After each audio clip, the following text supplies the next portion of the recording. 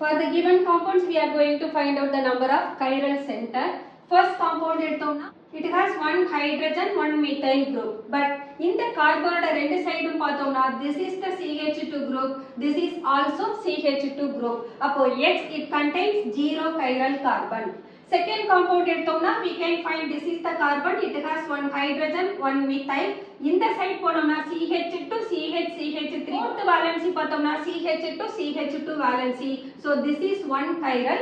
Similarly இந்த கார்பன்லயும் ஒரு methyl ஒரு ஹைட்ரஜன் அடுத்த group CH2 CH CH3 the next group CH2.